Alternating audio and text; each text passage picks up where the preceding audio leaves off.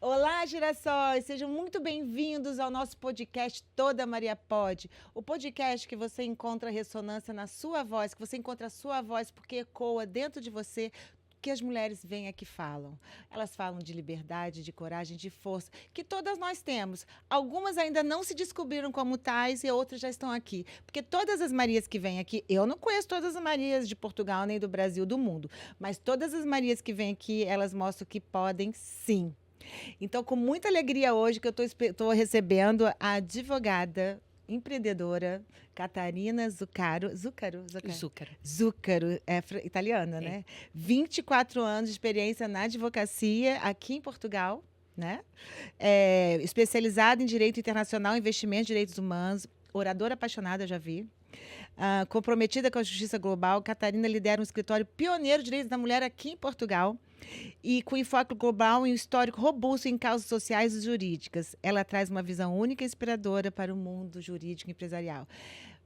Resumindo o que eu li aqui, vai ser um podcast, um episódio maravilhoso. Seja muito bem-vinda. Obrigada, Catarina, por ter vindo do Porto para estar aqui nos prestigiando. Eu que agradeço. E eu fiquei muito, assim, feliz. A gente tem, assim, uma certa vaidadezinha, né? Porque eu vou lá e mando mensagem para você. Eu vi que você me seguia e você falou, mas eu sou sua fã. Eu falei, eu tô convidando uma mulher que é referência, que diz que é minha fã. Estou muito orgulhosa, muito feliz de estar aqui. Fã de carteirinha e já há muito tempo. Como já lhe disse, já acompanhei todos os postos, todos os locais onde você viveu, todos os penteados. 4, 5 anos, né? Exatamente. Ai, que bom. Ai, para quem não me conhece, quem está chegando aqui agora, eu sou a juíza Maria Consentino, era juíza da violência doméstica. Hoje eu sou advogada aqui em Portugal dos direitos da mulher e também ativista dos direitos da mulher e também apresentadora de podcast e estudante no mestrado sobre estudo das mulheres na história e na cultura.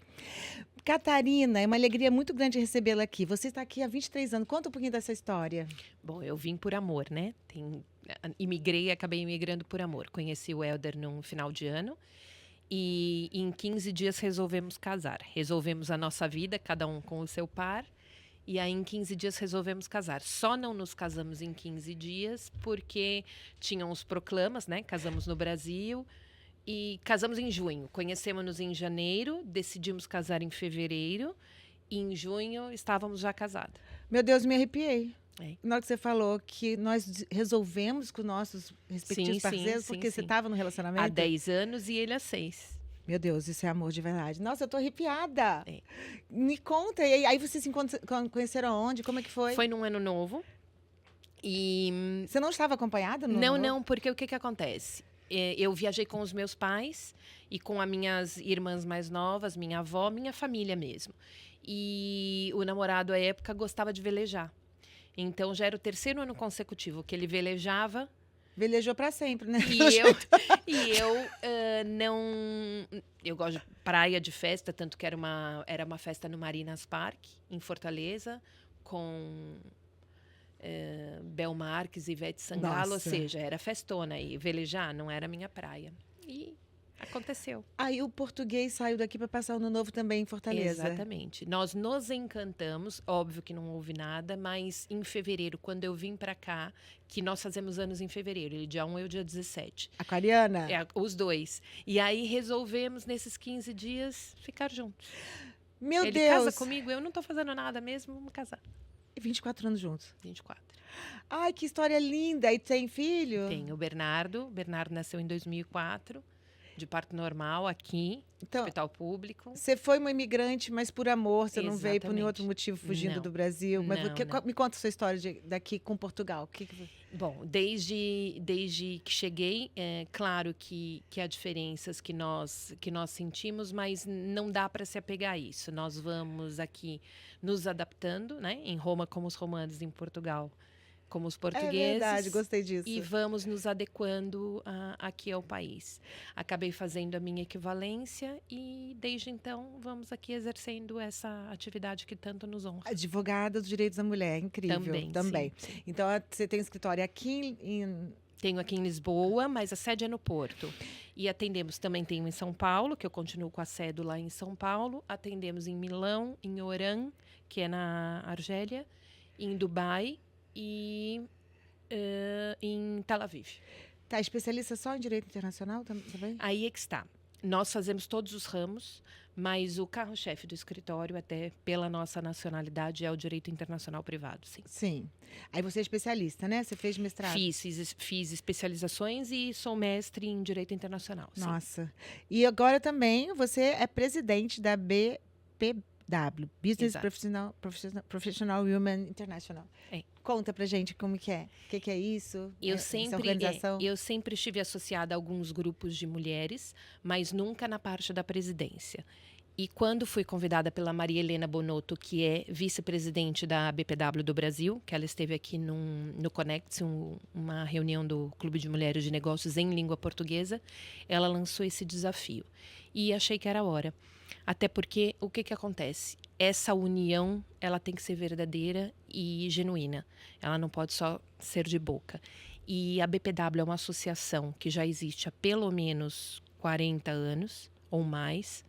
Já não me lembro, mas acho que são 40, desde 1930. E é uma associação muito séria, tanto no Brasil como no resto da Europa aqui. Elas são muito unidas e a ideia é uma associação sem fins lucrativos, ou seja, não é o negócio de ninguém. Eu não vou ganhar dinheiro com essa associação, mas é uma capacitação de outras mulheres, que sempre foi isso que me interessou. E como vocês fazem essa capacitação aqui em Portugal? Através de formações, através de workshops, através de mentorias, porque é um grupo onde eu tenho a pequena empresária, aquela que nunca foi empresária, mas quer ser, de quem está começando e que já fatura bem. Então, aquelas que já têm uma condição financeira e social interessante, pode, de alguma forma, capacitar essas que estão começando agora. E é aquilo, a liberdade financeira, ela é muito importante para a pessoa dizer não. Nossa. Não quero continuar num relacionamento abusivo.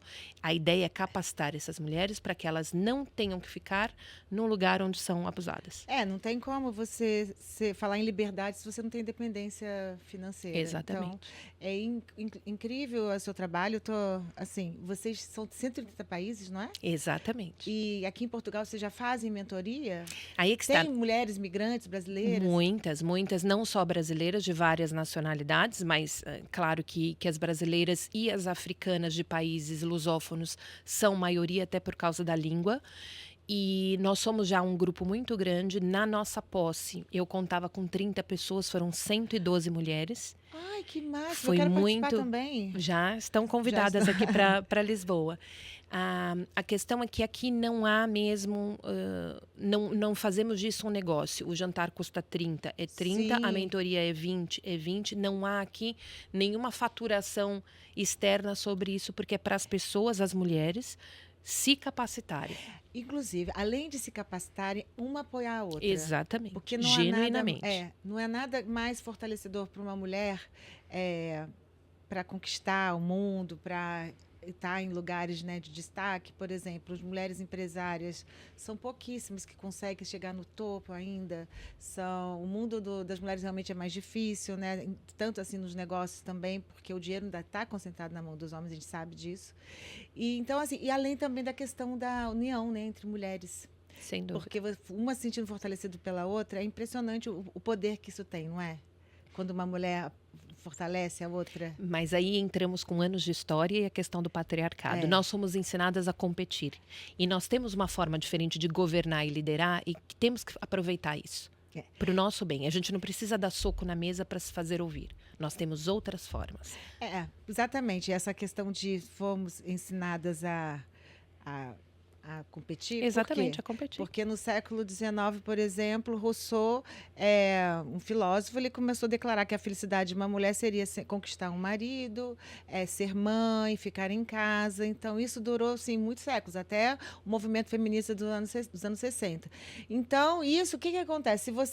Se a sua finalidade de vida é conquistar um príncipe, um homem, né, um status de felicidade é esse, quem é a sua maior inimiga, não é a sua maior adversário? Então, uma mulher sempre vai olhar para outra, mas isso acredito que esteja Mais ou menos, né? Você Nós sofreu uma representação de uma advogada mulher, conta? Nós caminhamos aqui para isso. A questão é justamente essa.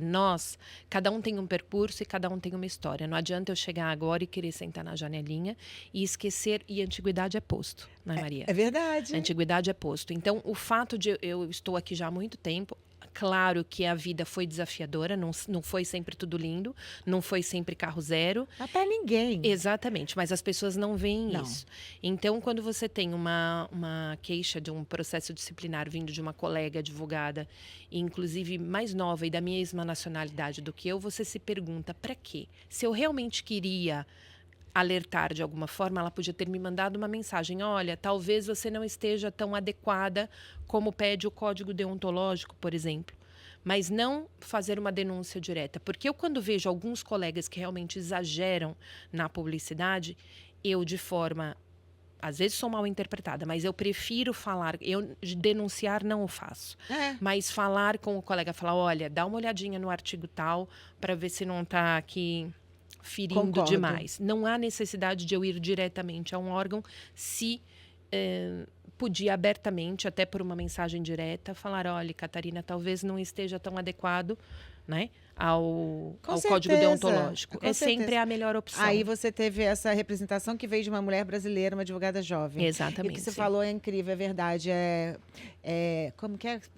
Antiguidade é posto. Então Sim. a gente tem que respeitar. Você está aqui, já fez um caminho de 23 anos como advogada aqui. Exatamente. E tem outras que estão há mais tempo que eu e são respeitadas, porque a minha história tem menos percalços do que as delas. Então, elas já estão aqui há mais tempo, já fizeram parte de outra legislação e temos que respeitar quem realmente veio antes. É lógico, né? E outra coisa, abriu caminhos, né? Exatamente. Nossa, incrível. Mas, e sabe o que eu vi no seu Instagram que eu achei, assim, muito bonito? São Jorge, você é devota. Muito. São Miguel Arcanjo, né? Exatamente. Me conta qual a sua relação com São Jorge. E hoje, por incrível que pareça, eu não ia falar no assunto, mas hoje faz 1 ano que meu pai morreu. Hoje faz 1 ano da passagem do meu pai. E ainda eu falei, o dia tá cinzento, mas de qualquer forma vai ser um dia lindo, porque ele era um homem super de bem com a vida, super devoto de São Jorge. E nós aprendemos assim, tanto que nós somos todas Marias, é Catarina Maria, Fernanda Maria, Bruno Jorge, porque meu pai era devoto de São Jorge, Ai, que e Ana linda. Bernadette, a mais nova, porque é o nome da minha avó materna com a paterna. E a Aninha não gostava do Bernadette, mas eu acho lindo até porque é o nome da minha avó materna. Também Agora, acho. somos todas Marias, porque é devoto de Nossa Senhora, super, era Aparecida do Norte quase que todo final de semana. E São Jorge. Você é de São Paulo, Eu né? sou de São Paulo, sim. Ai, que lindo. Eu perdi meu pai também, eu sei que dor é essa. Nós temos que nos acostumar com essa ausência.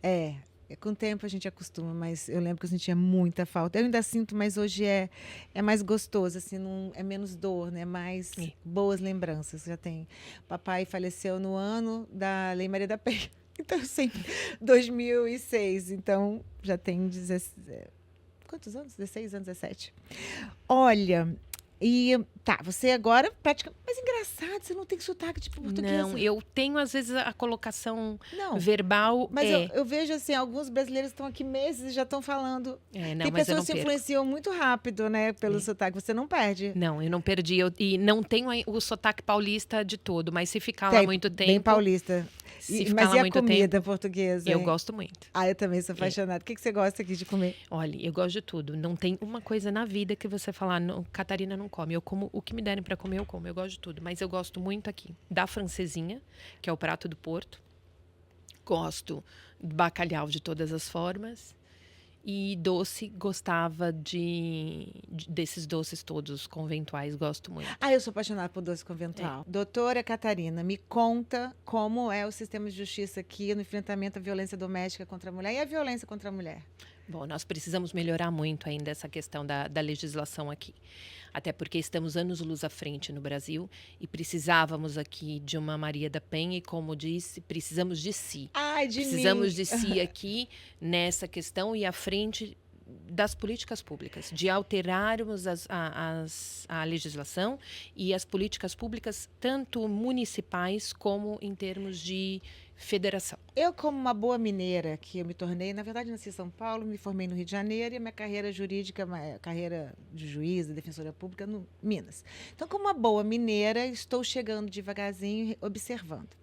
E a minha tese no mestrado será sobre, eu não sei o nome ainda, mas será sobre a necessidade de uma lei específica, tipo a Lei Maria da Penha aqui. Exatamente. Porque a violência contra a mulher aqui é o artigo 152 do Código Penal, que inclui todas as pessoas. Então, homens, mulheres, crianças, óbvio que sofrem violência também. Mas a gente precisa proteger as mulheres de uma maneira excepcional para poder compensar essa desigualdade, né? Que existe. Que existe, que é histórica, cultural, essa chaga social da inferioridade da mulher, que isso aí vem milenarmente. Então, óbvio que o Brasil, nessa parte, está muito mais à frente com a Lei Maria da Penha. Eu conheci muito bem essa lei. Eu tinha muito orgulho de trabalhar com ela. Ainda tenho como advogada, tenho clientes no Brasil, vítimas de violência, e aqui eu vou escutar mulheres. Então, assim, estou te escutando, já escutei alguns aqui, sabe? Uma fala aqui, outra ali, que procurou o sistema de justiça aqui, que mandou voltar para casa porque não tinha o sangue, não tinha o rosto, só quando... Então, assim, a violência psicológica aqui não tem muita credibilidade, é muito difícil. O Brasil também a gente sabe que enfrenta dificuldades, mas nas capitais que possuem a vara de violência, a delegacia de mulheres, são assim, os lugares mais bem equipados, aí isso já não é nem tanto problema mais, todo mundo já está bem. O CNJ, a gente tem o curso, né, que treina o juiz. Exato. Então, assim, lá essa perspectiva, esse julgamento sobre perspectiva de gênero está muito mais avançado do que aqui, sim. Sem dúvida. Agora, eu estou falando porque pelo panorama, e agora escutando a doutora falando aí, a Catarina, que realmente precisa, eu acho que vai ser um trabalho ótimo esse que eu vou estar fazendo no mestrado, vai começar agora a tese. E não só no mestrado. Vamos a falar trabalhar, disso vamos trabalhar. Num outro dia. Ai, fico muito feliz, nossa, de ter conhecido você. Então tá, você é líder, né? Eu já vi que você tem essa característica, né, de liderança forte. E você é líder desse grupo da PPW, sim. Tá, e como que é essa liderança com mulheres lá? Existe muita união? Ou existe o wooing, como você falou? Porque é willing? Wooing. Wooing é a junção da palavra woman, em inglês, com o bullying. E a Cacá Ribeiro, que é uma psicanalista da BPW do Mato Grosso, que criou, inclusive já em várias casas da mulher e tudo no Brasil, ela vai dando palestras de conscientização nas escolas, nas universidades, tem uma cartilha, porque o que já não chega o mundo como é conosco, porque há uma competitividade em todas as áreas da nossa vida, nós termos uma outra mulher ceifando os nossos sonhos, a nossa forma de ser, a nossa forma de estar, inclusive a nossa aparência, porque a maioria das coisas que você às vezes pega numa foto de uma pessoa que saiu de biquíni ou numa foto de uma pessoa já aos 40, aos 50, as críticas vêm de outras mulheres. Você tá velha, você tem os dentes tortos, você tá gorda. Então, isso as mulheres... é mais no Brasil, não é? Não, aqui também. A mulher é assim com outra mulher e nós precisamos de todas as formas trabalhar-nos a nós, porque também nós praticamos isso, às vezes sem querer. Por quê? Porque estamos condicionadas a isso. É o salve-se quem puder o tempo inteiro. E a nossa missão, pelo menos até o final do ano, é trabalharmos isso. Que legal. É o bullying contra as mulheres. E isso através de terapias ou também, encontros? mas isso através de conscientização nas escolas, porque começamos nas escolas, a parte da violência doméstica, porque o que nós percebemos muito aqui, na fase do namoro. Sim, muita violência. Aí o meu namorado não me deixa falar com o fulano, e elas que é meu confundem amigo. como se fosse total, como se fosse amor. É. Então, muitas das vezes que vamos às escolas falar sobre esse assunto, o que acontece as meninas começam a perceber que, afinal, elas estão num relacionamento abusivo já aos 14, 15 anos. É verdade. Não, e tipo assim, confunde muito a questão do... Ele me ama, cuidado. É muito... E eu sempre falava isso, né? Como que a gente faz para não deixar que isso aconteça? Nunca abrir mão do seu território, do seu espaço, do que você fazia, dos seus amigos, da sua família, e em nome de um amor. Porque o amor de verdade, ele é livre, né? Só que às vezes um jovem não sabe manifestar essa paixão, alguns são mais impulsivos ou são narcisistas também. Então tem que ficar muito atento, que a menina acaba com a alma dela, acaba com a vida. E eu sei que no Brasil e aqui também, eu vi um trabalho de o índice de violência na fase jovem, também na faculdade, na universidade, é muito alto. E é ali que a gente corta, né? Eu sempre falava isso. Gente, é no comecinho, assim, que você vai poder, então, através de quê? De conhecimento, né? De fala. E muitas das vezes, como na própria família não se trabalhou isso, essa parte de educação é fundamental. Então, as escolas aqui já estão mais abertas, as públicas principalmente, já estão mais abertas para que nós levemos esses temas, tanto da violência no namoro, no Brasil. A violência no namoro, como essa questão do bullying, que é o bullying entre as mulheres. Eu tinha um projeto lá no Brasil que era nas construtoras, lá de Belo Horizonte. A gente eu tinha uma palestra pronta sobre violência doméstica para conscientizar, né, os construtores, pedreiros sobre essa questão, porque sempre foi muito silenciada, né, a violência contra as mulheres. Aliás, você já passou por alguma violência? Eu, Catarina, e no âmbito familiar, não. Na familiar, não, mas em outro, sim. Em outro, sim. Assim, eu não vivi, nunca vivi, não vi minha mãe viver, mas presenciei a minha avó materna com algumas situações em relação ao meu avô, aos 5, 6 anos, e aquilo já não me descia em 1980, agora então muito menos, né? Mas em termos, aqui mesmo em Portugal, porque nós sabemos que a xenofobia ela existe em qualquer lugar do mundo, isso não é... pontual daqui, aqui. Isso não é pontual daqui, é do ser humano. Sim. E muitas das vezes é porque é mulher, ou é porque é brasileiro, ou é porque é isso, ou porque é aquilo, ou volta para sua terra, ou lugar de mulher não é dirigindo, ou você não tem que ser presidente de nada. Mas isso você também... já ouviu isso? Ih, quantas vezes? Que não é dirigindo também, mas não, isso... eu ia conduzir muito menos. Quais nacionalidades? Porque geralmente os muçulmanos falam mais isso. Muito, muito, e não só. E todas as vezes, inclusive porque o Helder faz muito plano de negócios. O Helder é meu marido, e ele faz os planos de negócios para os vistos e tal. Quando nós estamos numa mesa com outras culturas, ninguém se dirige a mim. E ele deixa bem claro que quem senta na ponta da mesa sou eu. E eu, às vezes, até cedo o lugar para ele. Ele falou, não, você senta na ponta da mesa, eu fico aqui do seu lado, e é a você que eles têm que se dirigir. Isso é muito Eles comum. estão em Portugal, eles têm que aprender que aqui é você, que no seu escritório é você que manda. Porque é direito internacional, né? É direito internacional, e a questão é essa, é cultural, e eles não adianta, eles se dirigem a ele, falam com ele, para pagar é ele. Uma vez, inclusive, eu ia acompanhá-lo numa entrevista, ele falou, eu vou conduzindo. Eu falei, o meu carro, nem pensar. Meu carro, nem pensar. Teve uma motorista aqui de um Uber que me pegou um dia. Eu adoro conversar com os motoristas de Uber aqui. E são muitos brasileiros. É um laboratório, né? Adoro. E brasileiro eu adoro. Eu pergunto para todos se eles querem voltar. Olha, não teve uma pessoa ainda que falasse, eu quero voltar.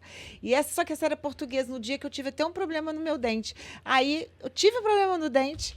Aí eu virei, comecei a conversar com ela, ela falou, nossa, eu amo brasileiro, inclusive o meu dentista é brasileiro. Aí ela já me passou, já resolvi a questão do dente, só que ela falou que um dia ela estava dirigindo, que o passageiro começou a agredi-la, ofendê-la, que ela não podia estar naquela profissão, era indiano, alguma coisa muçulmano, né? Então, realmente, essa violência, ela está bem expressa aqui por todos os cantos, aí ainda é bem comum. Mas violência...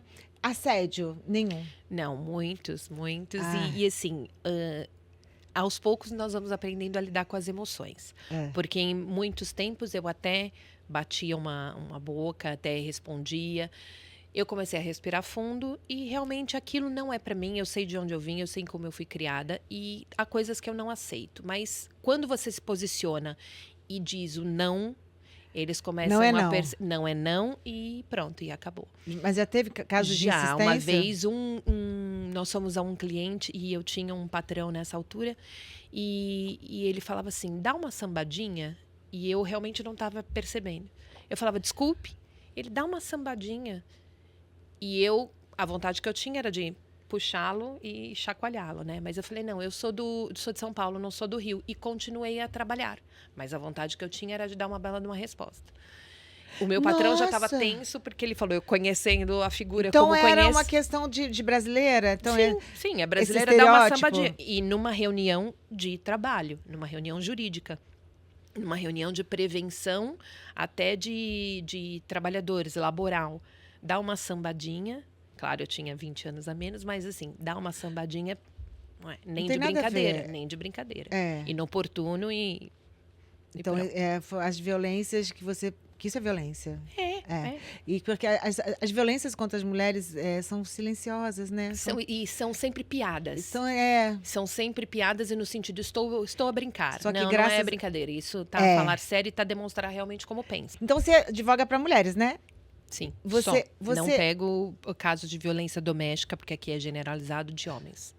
Ah, tá. É uma postura que nós temos no escritório e não assumimos. Você sabe que no Brasil é muito comum a revitimização, né? A mulher ser revitimizada pelo sistema de justiça, ter que passar, por exemplo, a mulher que foi vítima de um estupro, aqui é violação, né? Tem que se contar tudo de novo, tem que passar. Então, tipo, tanto é que no Brasil é apenas 10%, né? Que denunciam a subnotificação imensa, porque não encontra apoio no sistema de justiça. Como que é o sistema de justiça aqui para acolher as mulheres vítimas de... Exatamente o mesmo ou menos bom, para não classificar de outra forma. E a questão é justamente essa. É ter que repetir e viver aquela violência diversas vezes, contando para várias para a autoridade, para isso, para aquilo, e às vezes, inclusive, quando há filhos, esses filhos terem que vir junto e ouvirem, que às vezes até já presenciaram, e ouvirem tudo aquilo de novo. Então, essa revitimização aqui existe também. Acontece. Não tem uma escuta qualificada da mulher que falaria só uma vez na delegacia e depois ela pode usar muito pelo contrário. Nós temos aqui pouquíssimas esquadras com pessoas especializadas para tratar de violência doméstica contra a mulher. Tanto que muitas das vezes são homens que atendem e que dizem, mas o que você fez para que ele te fizesse isso? Ainda existe isso? Muitas das vezes. Por quê? Porque eu não tenho uma polícia preparada, nem uma esquadra, que é a delegacia que chamamos de esquadra, nem uma esquadra especificamente para o atendimento da mulher. Portugal, nós estamos precisando de uma lei Maria da Penha. Muito. E nós vamos lutar por isso. Ai, já que lhe incrível. disse, precisamos de si. Vou me juntar, porque eu sei do valor dessa lei, da Lei Maria da Penha. Imagina, não tem uma escuta qualificada, não tem um acolhimento, uma rede de apoio, porque o grande feito, eu acho, da Lei Maria da Penha é a rede de apoio, né? A rede de enfrentamento à violência, que se junta o governo, o Poder Judiciário, Ministério Público, Defensoria, advogados, instituições sociais. Então, assim, todo mundo ali acolhendo a mulher. E mesmo assim, os índices do Brasil são altíssimos, né? Aí eu lembro que me perguntava assim, doutora, então a lei é tão boa assim, por que tantas mulheres morrem ainda, né? Aí eu tinha essa resposta, porque eu sabia que isso é estatístico. As mulheres que morrem no Brasil não são as mulheres que... São as que denunciaram e abriram mão depois da medida protetiva, ou as que nem procuraram o sistema de justiça, porque o sistema de justiça, a Lei Maria da Penha, protege de verdade, e as pessoas gostam de desqualificar, desmoralizar, tirar o valor da lei. Da aplicação, isso é lamentável. E aqui, então, pelo que você fala, está precisando de uma... Está precisando de uma justiça especializada para tratar desse assunto. O julgamento sob perspectiva de gênero, exatamente. As pessoas terem consciência do que é isso, porque é muito normal, né? A nossa sociedade toda incutida dentro do pensamento patriarcal, de inferioridade, que isso tudo é tão normal, de brigas, né? E a Lei Maria da Penha, ela foi uma lei que o Estado, pela primeira vez, entra dentro do... Né, de 4 paredes, dentro de casa, dentro da família, para poder proteger uma mulher. Então, ela foi muito mal recebida. Ela foi, assim, até hoje tentam, né, desqualificar essa lei. Não só a lei, como a própria Maria da Penha. Que horror.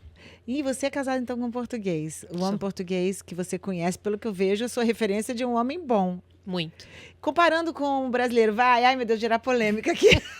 O que você acha? É a sua questão pessoal? Assim. Eles são diferentes em tipo de comportamento, mas são latinos. Os dois são latinos, têm lá suas peculiaridades, mas o Hélder, além de ser criado por uma mulher, o Hélder faz tudo. E a minha avó dizia, não pode fazer muita propaganda, mas só para explicar que são latinos, mas em casa... Temos todos o mesmo estatuto. Lavamos, passamos e cozinhamos e cuidamos da casa, os 3 em parcelas iguais. Às vezes até eu sou a que cuido menos. É latino, mas é europeu.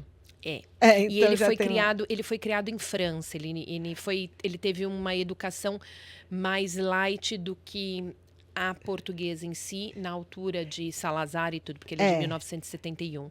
Então, foi muito bem criado. Eu tenho que agradecer a minha sogra, porque ele faz tudo. Sim, eu conheço os homens portugueses assim que têm essa consciência, muitos até, por sinal. Mas pensar que a ditadura ela acabou tão pouco tempo, né? 50 anos. 50 anos. Então, a ditadura aqui, agora estudando na faculdade, ela foi horrível. Foi. É incrível, né, Catarina? Como a gente no Brasil, a gente não estuda a história de Portugal, as coisas. Não, nós estudamos uma parte. E o bom de Só ter uma parte, aquela antiga. O bom de ter um filho português foi que eu aprendi com isso, porque na altura de escola eu vi muito mais além do que o descobrimento do Brasil, que era o que nós estudávamos em História Geral, e pouco mais. Então, nós vimos todas as partes, desde a cruzada até justamente essa parte ditatorial, que foi muito presente. Eu tenho a minha sogra viva, eu tenho a minha sogra com isso muito enraizado, e o próprio Hélder super enraizado, dizer de que a comida não chegava. Eles tinham que comer o que se plantava. Não chegava comida. Não, e há 50 anos atrás, por exemplo, a homossexualidade era crime. Mulher não podia, ninguém podia fumar na rua. Não, isso mulher tinha que pedir autorização. É muito mais recente do que... São 50 anos. Foi brutal, né? Então, acho que isso reflete muito nos direitos hoje aqui, não? Reflete também, mas por outro lado, nós fomos pioneiros em muitas coisas, principalmente no casamento homoafetivo. Quando é que nós imaginamos que Portugal, sendo um país super católico e conservador, liberaria o casamento homoafetivo antes de alguns outros países? Foi antes do Brasil? Foi, acho que foi 2006. Sim, Brasil 2008. Ai. E tanto que nós fizemos muitos casamentos de casais homoafetivos do Brasil que vinham para cá para se casar. Você faz esse trabalho Fazemos, nós fazemos a parte de processo de casamento também, transcrição de casamento e processo de casamento. Imagina, pensar que isso há 50 anos atrás era crime. Tem uma história de um português que era homossexual, foi ser bailarino no outro país da Europa, voltou e passou o resto de 30 anos preso. Você sabe dessa história? Eu esqueci o nome desse bailarino. Então, assim, é brutal o lugar que eles ficavam presos, como se fosse uma doença, né? E o Brasil, engraçado, o Brasil ele nunca teve a punição, a criminalização da homossexualidade. Isso a gente nunca teve. Nós temos, inclusive, pessoas refugiadas que pedem, por exemplo, no Paquistão é crime. E uma vez eu tive um rapaz que chorava, ele falava, eu não posso ser devolvido para o meu país, porque eu sou homossexual e eu vou morrer. Então, e é uma coisa que eu não preciso provar. Eu não tenho como provar isso, basta uma declaração. Então, nós pedimos aqui o asilo para ele, pela perseguição, e essa questão de gênero é provada apenas com uma declaração de honra. Eu não tenho prova nem documental, nem testemunhal, e nem uma prova, né, física. E conseguimos com que ele ficasse aqui e conseguisse o estatuto de refugiado na altura, porque se ele voltasse para o país dele, ele morreria. Nossa, isso. O Brasil, Portugal acolhe muito, né? Muito, sim. Colheu até demais. O que você acha? Sim. Aí é um ponto peculiar. A questão é, a maioria das pessoas que estão aqui, não querem ficar aqui. É a mesma porta de entrada, né? Que houve muita imigração, sim, houve, mas houve no mundo. E o mundo, né, tá todo... Tanto que todos os países agora protegem-se para... manter a imigração mais controlada. A grande questão é que nós tivemos Covid e depois descontrolou a questão da imigração pós-Covid. Nós nunca mais nos recuperamos em termos de atendimento, porque o Serviço de Estrangeiros e Fronteiras ficou durante quase que 1 ano e meio, 2, fechado. Nossa. Sem atendimento ao público. Então, e foi uma fase onde houve muita imigração, 2018, 2019 e 2021. Parecia que só Portugal não tinha Covid. Era muito brasileiro querendo vir, Oriente Médio querendo vir, Israel querendo vir. Foi também os nômades digital, né? E agora abriu dos nômades. Mas o nômade digital é um tipo de imigração que o país quer. porque eles têm que ganhar pelo menos 3.400 euros, não concorrem com os empregos daqui Sim. e ainda compram e consomem no país. O grande problema é essa mão de obra não especializada e que não fala o português. Isso é realmente uma coisa que eu fico bem assustada de ver como tem gente que mora aqui que não fala o português. Mas vou ter regras agora que vão. Já são 41 medidas, uma já foi tomada, que é a exceção, que era a manifestação de interesse. Eu chegar como turista e dizer que quero ficar aqui. Dia 3 de junho foi votado para valer a partir do dia 4 de junho. Mas aí fica uma questão que é o que nós estamos lutando na Assembleia para. Há muita gente que veio, não conseguiu fazer essa manifestação de interesse, não pode trabalhar. Geralmente, é a construção civil e a parte do turismo que acolhe. São pessoas que moram em alojamento. Essas pessoas não têm dinheiro para voltar para o país delas de origem. Eu vou ter fantasmas sociais e isso uma França logo, logo vira. Então, nós fomos apelar na Assembleia para que pelo menos haja um período de transição. Ou seja, quem tem o carimbinho de entrada até o dia 3 de junho de 2024, vamos regularizar, essas pessoas já estão aqui. Há uma inconstitucionalidade que a gente pode alegar pelo artigo 2º, há uma expectativa do direito da Constituição Federal, que é essa questão da expectativa do direito. A pessoa vem achando que pode se legalizar aqui, vem com toda essa ideia, chega e não pode. Então, há aí uma propositura que pode vir a acontecer sobre a inconstitucionalidade da forma que isso foi colocado. Não que não deva ser colocado, mas esse período de transição ele precisa existir. Sim. Porque senão nós estamos criando um outro problema muito mais difícil de resolver. Porque eu tenho pessoas que não vão ter dinheiro nem para voltar para casa, não podem ser contratados e vão ficar na rua. Eu estou vendo que você tem trabalho, então, sociais, né? Essas causas sociais. Eu trabalho muito com isso porque eu estou devolvendo tudo aquilo que eu conquistei aqui. E eu sou imigrante. Muito embora eu já tenha a nacionalidade portuguesa e tenha a italiana pela família, eu sou imigrante e não vou deixar de ser nunca. Por que você fica feliz de ser imigrante? Conta pra gente. Porque o imigrar é um ato de coragem. Ninguém sai da sua zona de conforto se não for para conquistar uma posição melhor. Pelo amor ou pela dor? Exatamente, pelo amor ou pela dor. Eu acabei vindo pelo amor, mas mesmo assim eu sou imigrante, eu não deixo de ser. Sim, que legal. E as mulheres imigrantes aqui, elas sofrem, imagina, a interseccionalidade, né, das posições. A mulher, quando é negra... É aquele score, né? Vai subindo, exato. Mulher, imigrante, negra, e eu vou ganhando, não que deva ser considerado assim, mas são agravantes. Sim. E que vai tornando a vida dela mais difícil. Então, aqui, o seu trabalho é acolhê-las? Sem dúvida, porque na minha altura nós não tínhamos a internet como é hoje, essa informação que chega mais rápido. Não que eu tenha sofrido, porque nós sempre sabemos nos colocar, ser e estar. Mas vi muita gente sofrer com isso, e principalmente nessa questão dos filhos. Porque às vezes as pessoas pegam nos filhos e vão embora e não sabem que estão cometendo um crime de subtração de menores. Então nós temos que acolher nesse sentido e fazer de tudo para que elas possam ficar com os filhos e, se quiserem voltar ao país de origem, que o possam fazer. E isso acontece? Muito. Dia sim também. Querem voltar? Muitas das vezes, quando há um divórcio ou qualquer coisa, até porque elas não têm rede de apoio. Então, as mulheres vão ficar aqui. Às vezes, não tem como trabalhar, porque não tem uma rede de apoio. Se não tiver uma creche, não conseguem deixar os filhos, não conseguem trabalhar. E no país de origem, geralmente, tem o pai, tem a mãe, tem os irmãos, tem mais oportunidades de poder ter uma rede de apoio e voltar até ao mercado de trabalho. Nosso trabalho é bem interessante. Aqui é muito... Nossa, eu vejo muitas mulheres imigrantes, afrodescendentes, brasileiras, mas a maioria que eu conversei não querem voltar. Essas que voltam são as que não conseguem lugar para os filhos. Essas que querem voltar e precisam voltar, geralmente sofreram algum tipo de abuso psicológico ou físico mesmo, ou tiveram um casamento que não deu certo e que precisam reconstruir a vida em algum outro lugar. Já que você trabalha, então, com direito das mulheres, defesa das mulheres, quais são os homens que mais agridem de nacionalidade?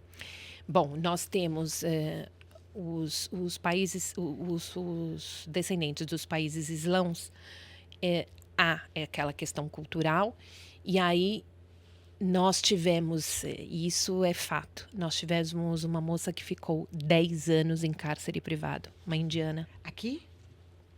10 anos em cárcere privado.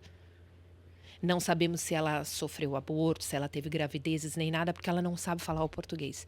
Nós conseguimos 10 resgatar... anos não fala o sim, português? Não. Ela ficou presa em casa? presa em casa 10 anos. Com filhos? Não, aí que tá, né? Ela não tinha filhos, mas nós não sabemos o que se passou ainda, porque é muito novo, isso foi semana passada. Então, acontecem Foi ainda a polícia? Como é que... Foi a polícia e foi uma associação de defesa também contra a violência doméstica que, de alguma forma, os vizinhos começaram a perceber, vizinhos mais atentos, porque aquilo, em briga de marido e mulher, muita gente ainda não mete a colher, mas tem que meter. É. E aí um desses vizinhos achou por bem fazer uma denúncia e ela estava em cárcere privado há 10 anos, em 2024. Meu Deus! Em cárcere privado. E qual a nacionalidade dela? Ela era indiana. Nossa, a violência lá também é altíssima. Porque é cultural. E ele foi preso? Ele foi detido e agora vai responder, mas nós agora, o nosso cuidado é com ela. O que aconteceu, porque ela vai ter que... Precisamos até de um intérprete, veio um intérprete. Por quê?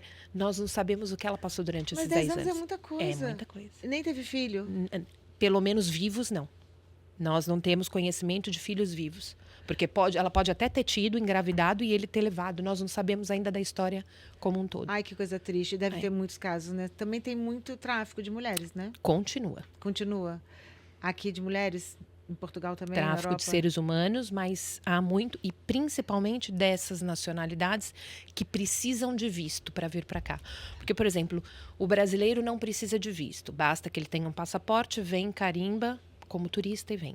Geralmente, essas nacionalidades que precisam de visto, há uma rede grande de tráfico humano e que eles trazem para cá, tanto para trabalhar na agricultura como para trabalhar na prostituição. Sim, e como pedintes e tudo. Prostituição. E aquele caso das mulheres de Bragança. Bragança.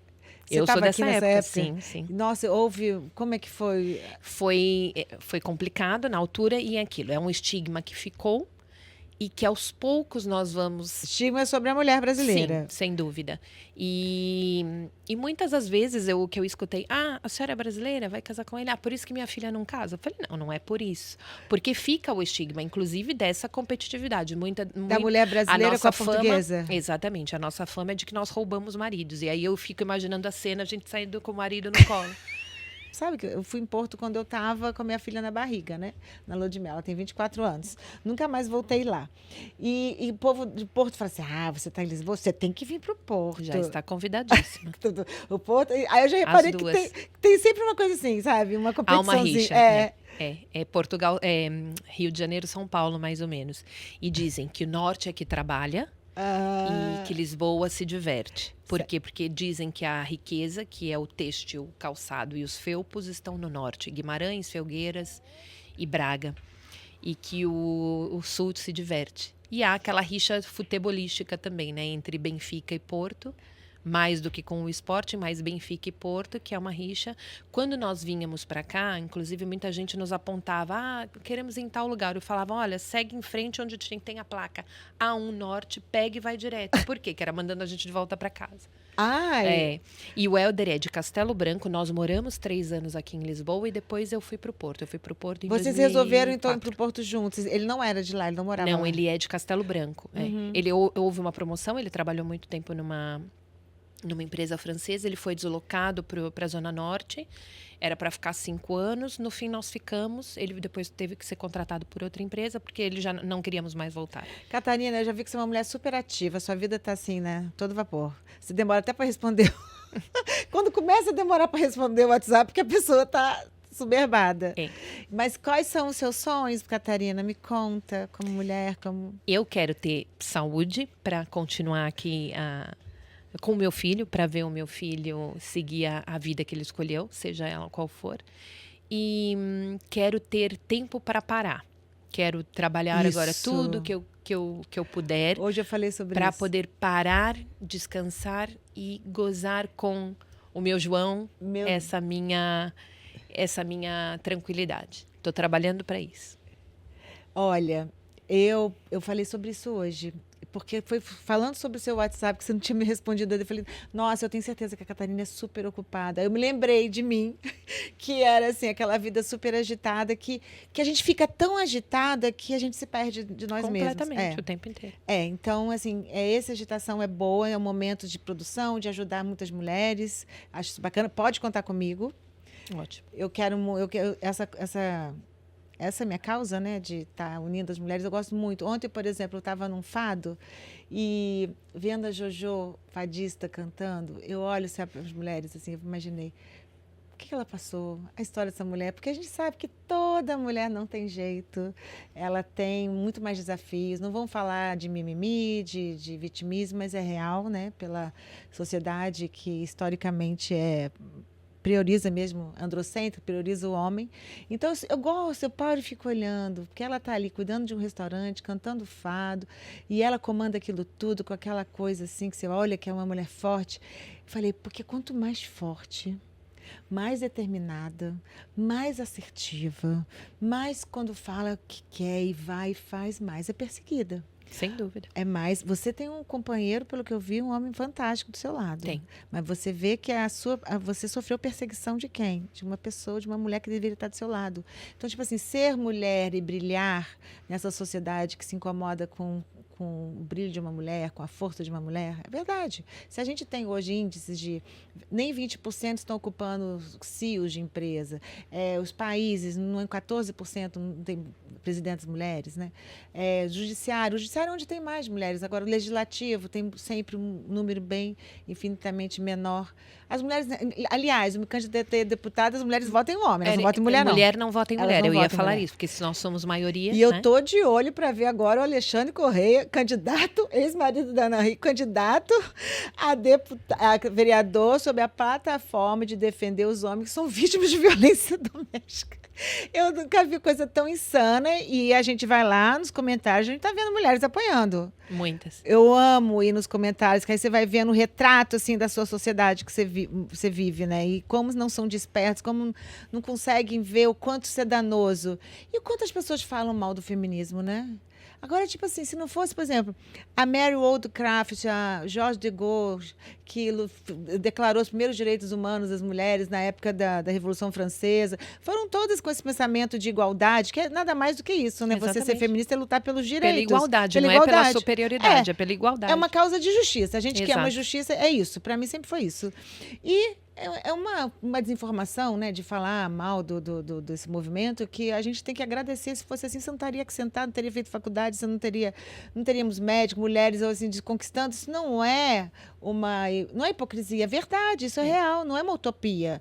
É verdade. A gente teve, assim, a gente tem que dar graças a Deus a todas as mulheres, todas que estão passando no caminho, as mulheres da nossa geração, das nossas mães, avós, todas tiveram um caminho difícil, com certeza, tiveram que marcar de uma certa forma ou de outra, abrindo caminhos para a gente, porque a gente sabe que era difícil. Imagina, se a gente for pensar que a época da Era das Bruxas foram 3 séculos atrás, durou 4 séculos, século XIV ao século XVIII, se a gente está no XXI, há 2 séculos atrás, as mulheres eram mortas simplesmente por serem mulheres, ainda morrem, né? Mas naquela época eram assim, era escolhida, principalmente as que não tinham pai, não tinha marido, não tinha irmão, não tinha homens dentro de casa, e elas eram muito fortes. Porque quanto mais obstáculo para a gente, mais a gente vai criando força. E engraçado que isso era visto como bruxa, como magia, como uma coisa assim muito perigosa.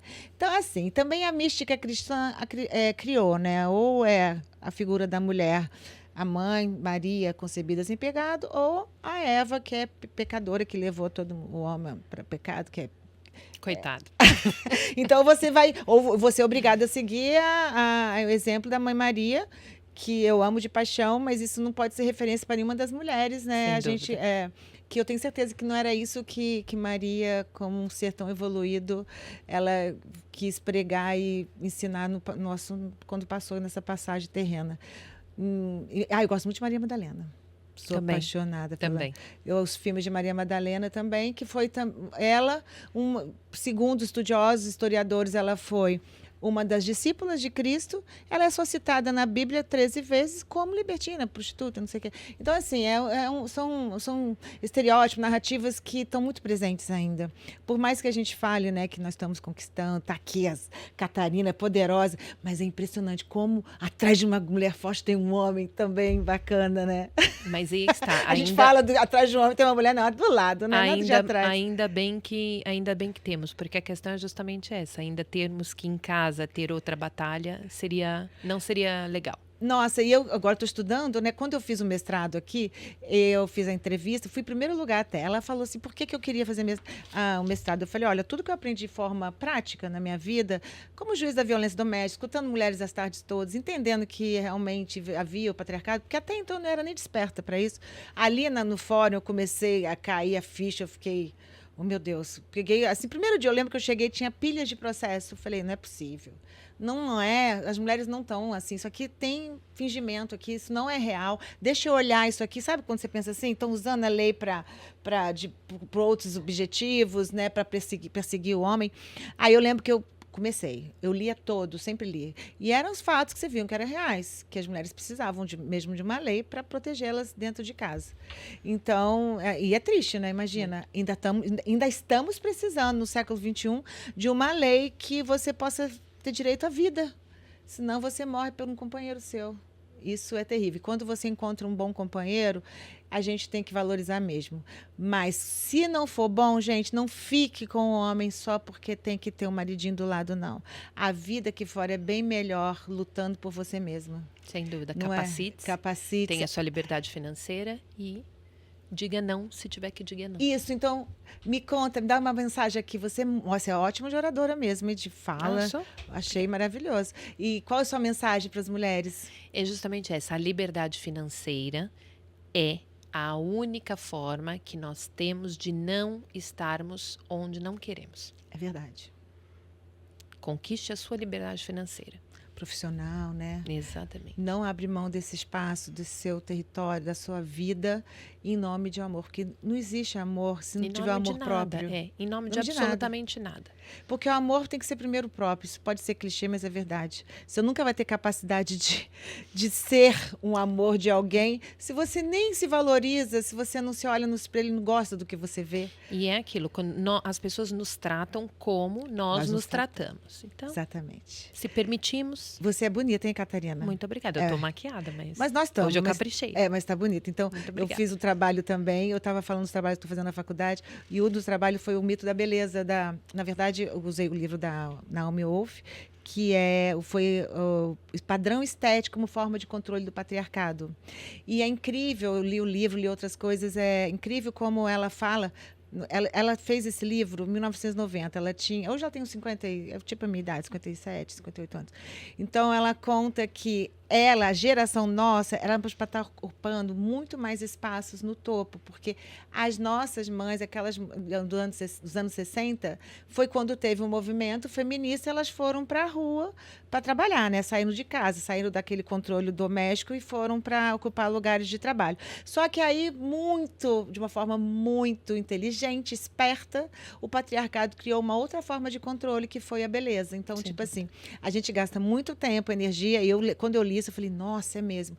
Então, assim, quanto que eu gastava, assim, tinha cuidado da minha filha, depois do fórum, e eu lembro que eu não fiz mestrado por isso, e depois eu tinha realmente cuidado da minha beleza. Então, assim, a unha tem que estar feita, o cabelo tem que estar arrumado, tratamento estético, e era muito mais obcecada por aquilo tudo naquela época do que hoje, porque eu estou mais desperta. Porque eu aprendi que a beleza, realmente, ela vem daqui de dentro. Isso eu não tenho mais dúvida. A gente tem que cuidar, óbvio. E outra coisa, não existe liberdade se você não tem outro caminho. Quando você acha que só tem aquele caminho, só tem que ficar bonita, tem que fazer a unha, isso não é liberdade. Então, se a gente fala sobre liberdade na nossa vida, a gente tem que também, se quiser um dia sem fazer a unha, que não seja recriminado, porque se não tiver... Eu lembro que elas adoravam, era juiz assim, fashion, tava sempre de salto alto, sei o quê. Eu lembro que era super, assim, amavam, uma coisa glamurosa ser juíza, né? Então, eu tinha até uma obrigação de ter que sempre arrumada. De estar impecável, de estar impecável, e muitas vezes a gente não quer. E hoje eu sou bem livre. Ai, gente, como é bom conquistar a liberdade. Ai, eu amo. E aqui nós não temos aquela exigência que nós temos em países mais tropicais de você ter que estar impecável em todos os sentidos. Sem um pelo, sem uma celulite. Aqui não tem isso. Sem uma barriga. Não tem tanto. Não tem tanto. A europeia já aprendeu um pouquinho conosco essa questão da vaidade. Porque quando eu cheguei, nem roupa de ginástica tinha, nem depilação tinha. Então, são coisas que a própria cultura de quem imigrou também, né, de outras nacionalidades, também trouxe essa vaidade maior para cá. Essa vaidade vem dos países tropicais? Vem muito mais desses países, porque foram aprendendo depilação a laser, a própria questão da harmonização facial. Isso é muito novo Não, aqui. eu sei que é muito mais brasileiro, mas tem a ver com os países tropicais? Tem a ver, porque assim, nós é que expomos mais os corpos diariamente. Entendi. Então, pegam. E temos as novelas. Sim. Temos até quem aparecia aqui nas novelas. Ah, nossa querida diretora Thaís de Campos. Então, ou seja, tudo isso culturalmente. E é claro, e aí vem aquela outra filosofia. Por que às vezes pensa-se que o homem português prefere as brasileiras? Porque se cuidam mais. Sim. Então, tem todo um estereótipo aí de que a mulher brasileira é mais vaidosa. E foram por aí também seguindo o caminho. Mas eu sinto uma liberdade muito maior aqui Eu também. do que lá.